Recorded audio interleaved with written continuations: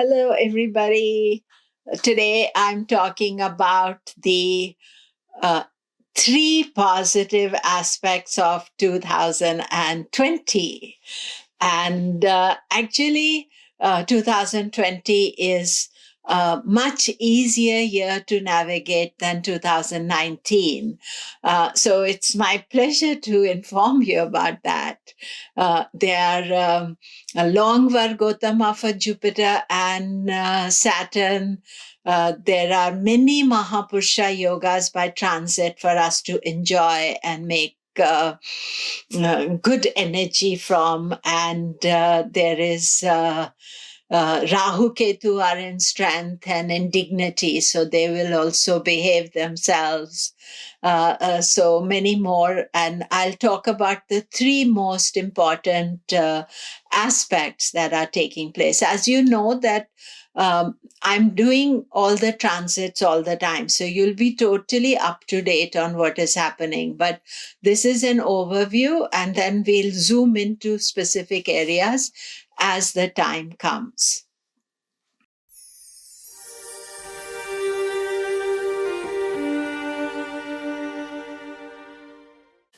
Hello, I'm Komilla Sutton, and we are talking about 2020 and the positive planets of 2020. And the three most important factors of 2020 is that Jupiter is going to be in Sagittarius, and most of the year he is be in dignity in Sagittarius. We haven't actually experienced his full energy as yet. Then Saturn for most of the year is in Capricorn, and so that is a good aspect. And Venus will have a long, long stay in Taurus.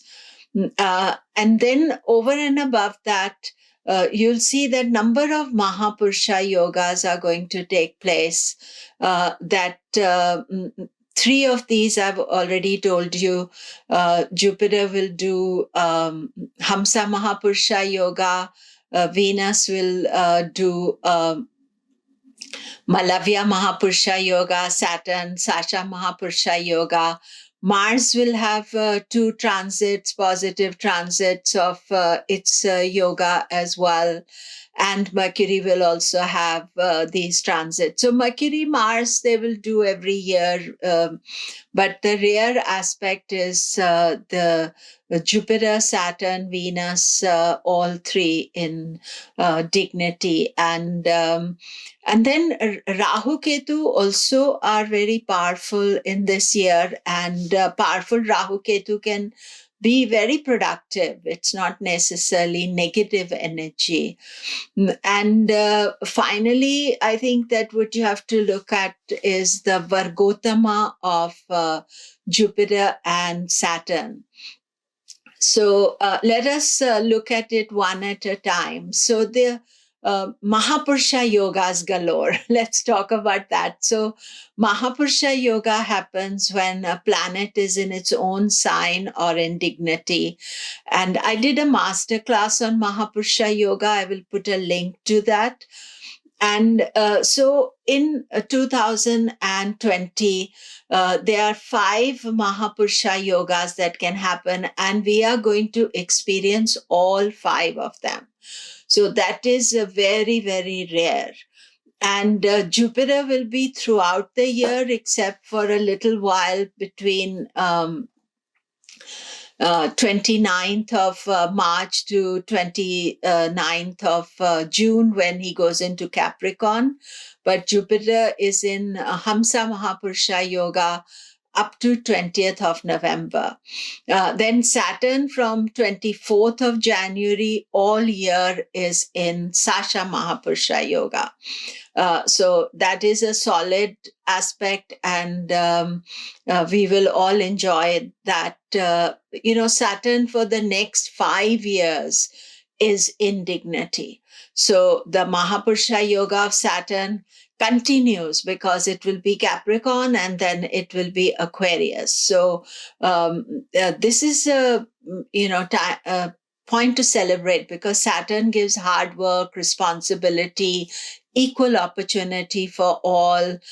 Working class get honored.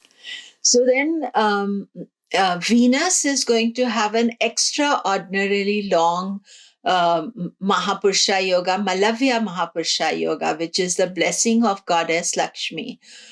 So from 28th of March right up to end of July, Venus is going to be in Taurus. Remember, normally Venus stays in one sign for 25 days, but because it is going to retrograde in Taurus and it is going to then go direct, it has a long time of Venus in Taurus. And this is also a very solid energy, and so it can bring wealth, it can bring good relationships. It's a good time for thinking about getting married.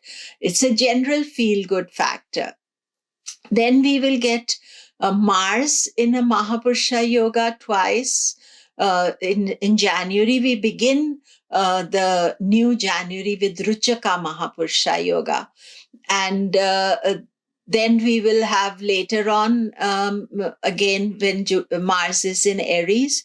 And finally, Mercury will do twice Mahapurusha Yoga, once in Gemini around June and then in September.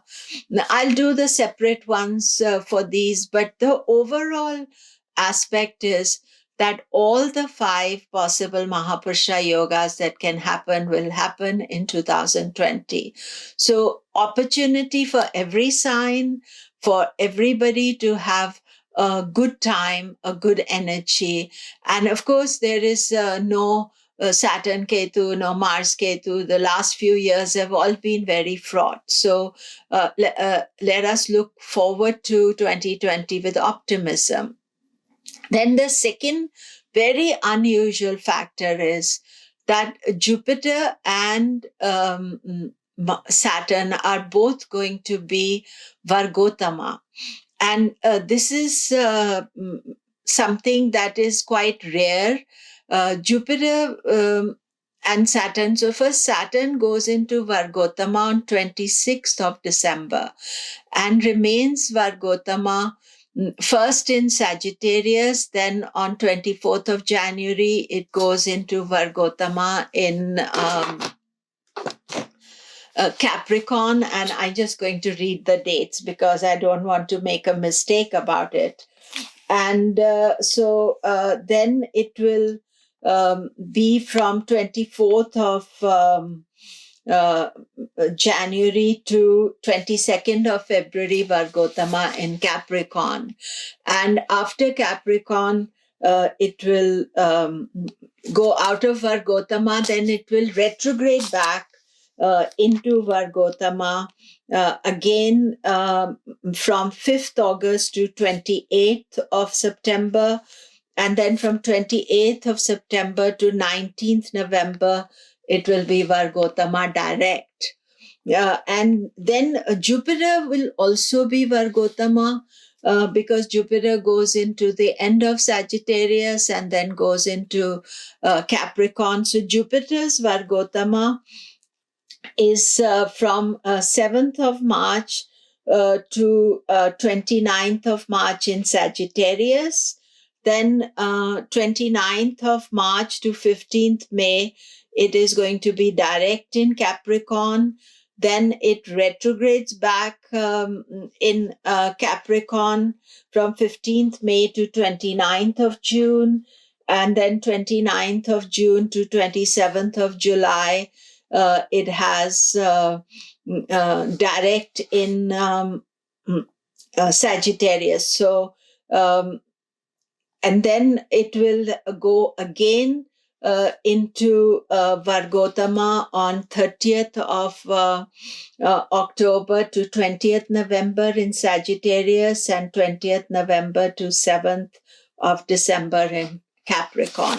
So don't worry if you can't write it all down because I'm going to be making all the specific videos for you. But this Vargotama position means that most children born in 2020 will have this position. And I can tell you that if you have one Vargotama, it is good. And if you have two, and the two major planets being Vargotama, that is very good. So although Jupiter goes debilitated in Capricorn, it is actually 2020, it remains in its Vargotama position for all the time in Capricorn. So this is really very important to think about and to see. So what I'm seeing is all the chaotic things, all the changes, things are going to stabilize in 2020 in your personal life, in the political life, and all the other things.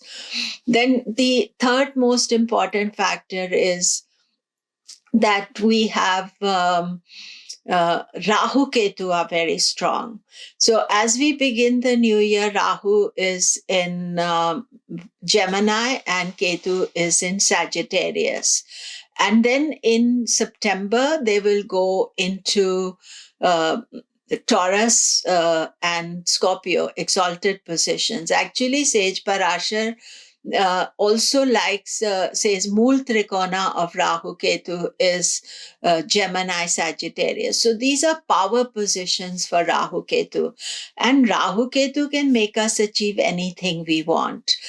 So in some ways, Rahu Ketu can be your strength or they can be the weakness as well. But I'm taking it as a power position for 2020 that we can enjoy and deal with. So I'm going to make separate video of how it all impacts to you. But be optimistic, lots of opportunities, lot less stress. No year is without negative stuff, but overall, it is extremely optimistic. So we can look forward to the 20s in an optimistic way. And do remember to subscribe, press the bell notification. And I do appreciate you all. Thank you very much.